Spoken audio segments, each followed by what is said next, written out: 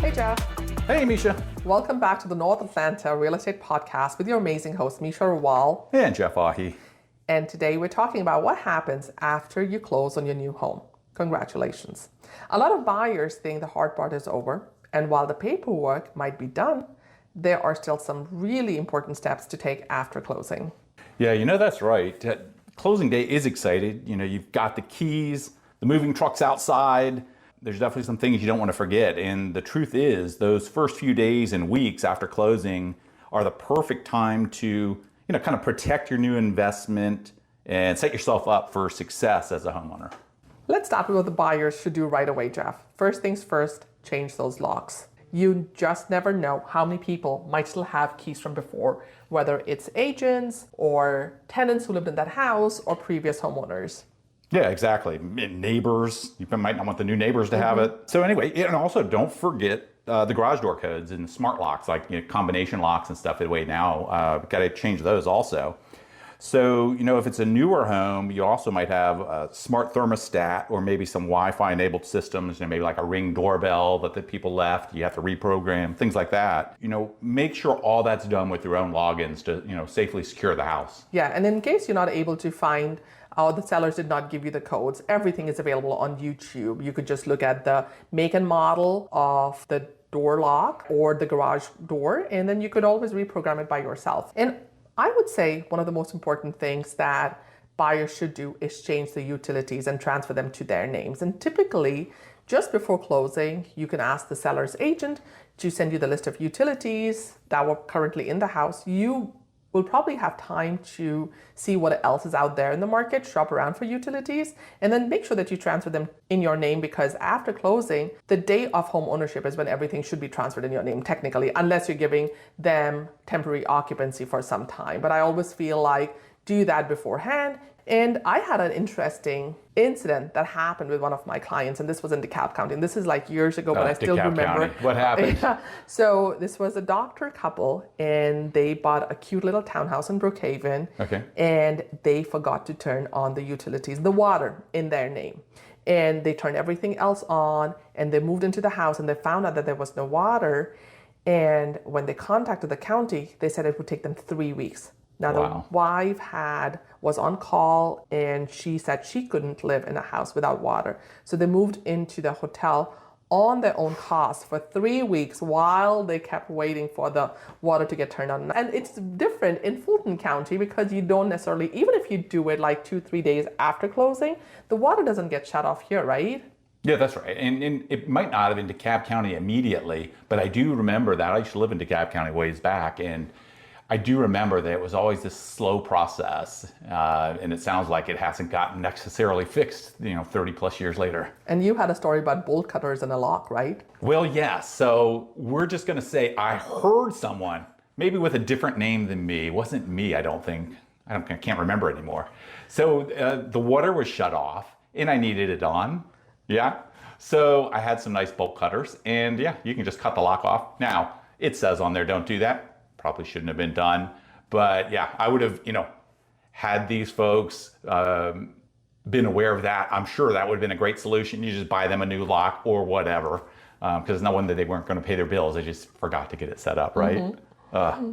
And so yeah, so definitely make sure that you turn on the utilities in your name, and then in case you have a home warranty, transfer it in your name, get it activated, as well as the insurance. Yeah, in speaking of paperwork, you want to find a safe place for all the documents, because there will be some that they're going to give you from the closing attorney. Typically, they give you everything printed out, and then they usually give you a digital file now, which is nice.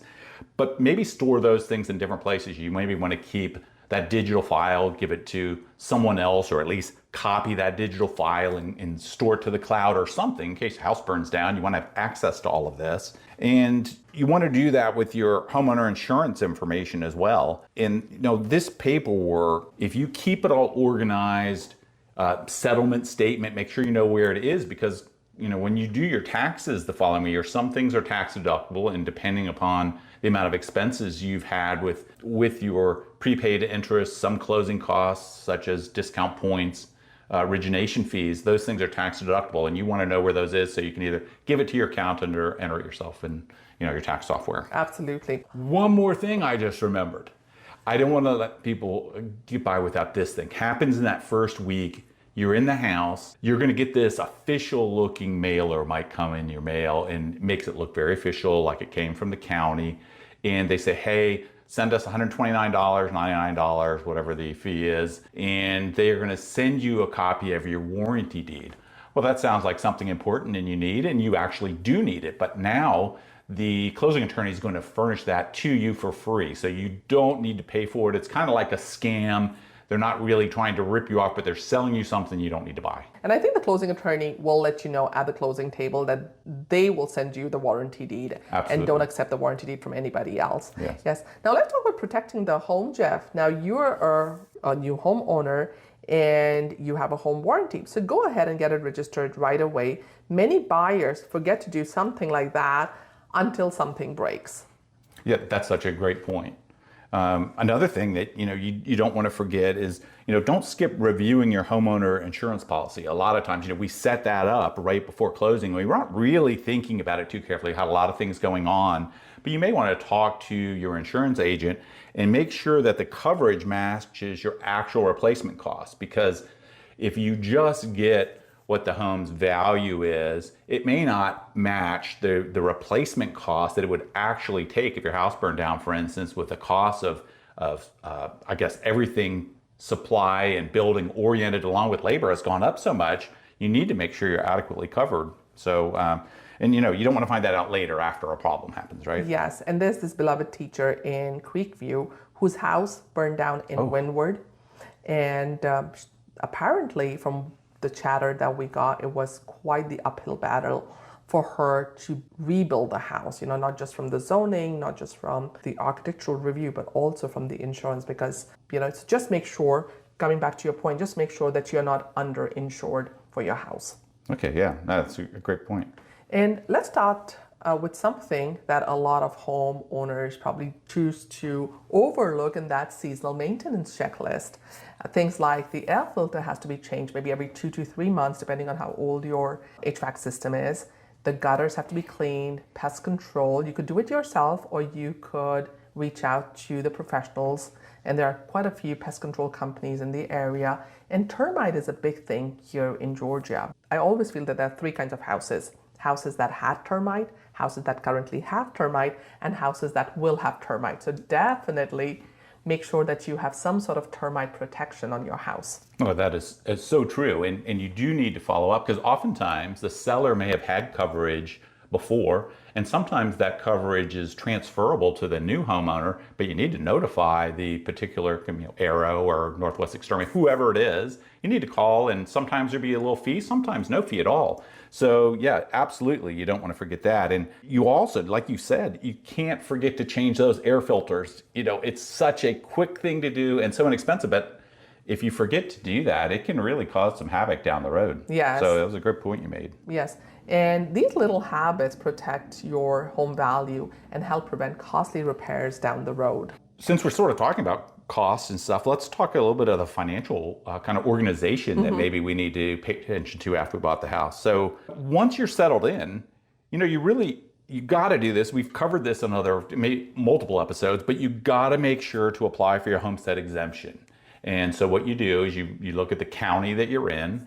You can either go to one of our earlier episodes, and we can teach you all about it, but just Google homestead exemption in the county that you just purchased your home. It's going to give you the steps you need to take to apply for this homestead exemption. And this exemption basically depends what city and county you live in, but it's going to save you from a few $100s to upwards of maybe $1,000. And I even had a client that it saved them $2,500 each year by filing it. And so you need to pay attention to that homestead exemption. It needs to be filed before April 1st of the year in which you purchased, or after January 1st. If you bought in December, you can't file until the following year, January 1st, and you have to finish by April 1st.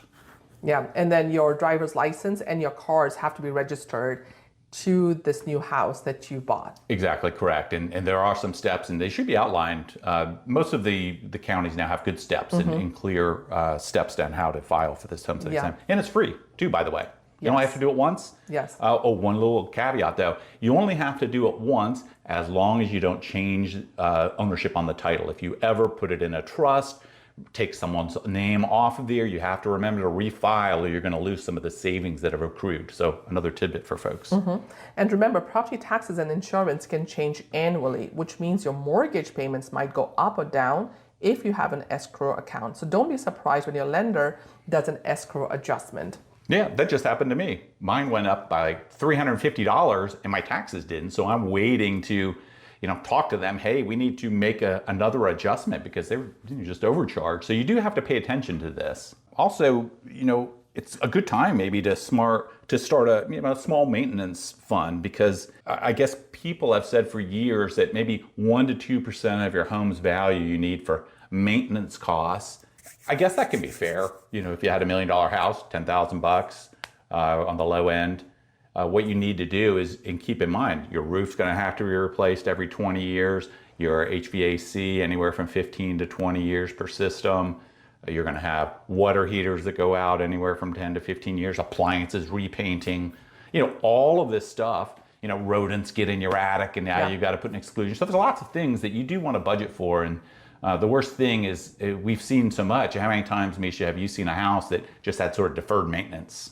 A little paint can go a long way. It's always good to have a home maintenance fund and also an emergency fund, because in case, the winters are approaching, a strong gust of wind can blow a tree down and suddenly your fence needs repairing. And now let's talk about the fun part, getting settled into the house and connecting with your community. Go out, meet your neighbors, take a bottle of wine, take a box of cookies, learn the HOA rules. There are some HOAs which are a little more stricter than others. Isn't that true? And get familiar with the amenities in your area. If you have kids who are going to the schools there, go talk to the teachers, be involved in the PTO, go to the playgrounds. We have amazing parks, trails, shopping centers, fall festivals, and now the Christmas lights are going to come up. So go be involved in your community. Yeah, and I think we both sort of believe this is, knowing your community well really adds value beyond the house that you buy. You have to have a place to sleep and all, but when it really adds value to know the community well. And as you're talking about these things, here's an idea that I would say to the homeowners that just purchased is, maybe you're at an event, you're going to a farmer's market, or you're going to one of these festivals downtown, where have you, maybe a park. It's so easy now. We always have our phone with us with the camera. Snap some photos and now put those in a separate file, save it away so that these can be marketing pieces down the road. It's so much easier to have that collected over the years. And now 15 years down the road, you have a bunch of great things because you're not just selling your house, you are selling the community and everything that it has in it. Okay, and now I guess just sort of getting close to wrapping this up, let's talk about sort of that long-term mindset, because oftentimes we'll meet people that have been in their homes 15, 20 plus years all the time.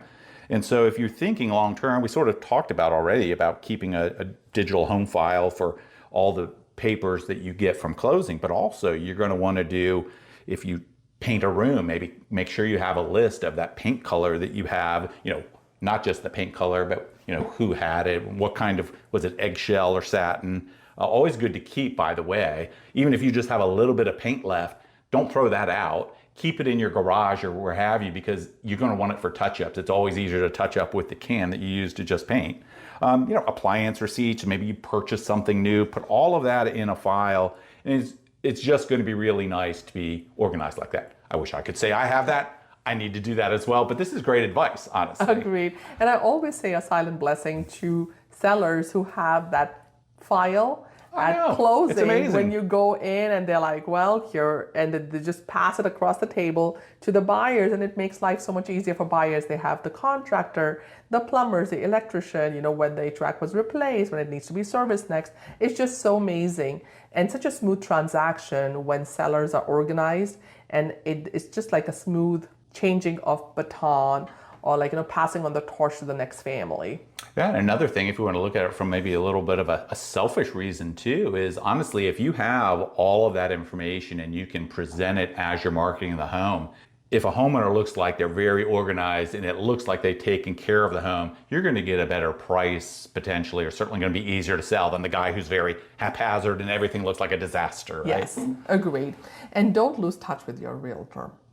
I always feel like as agents, we become part of the family, and staying in touch with my families after closing is like the nicest thing. Oh, you're amazing at that.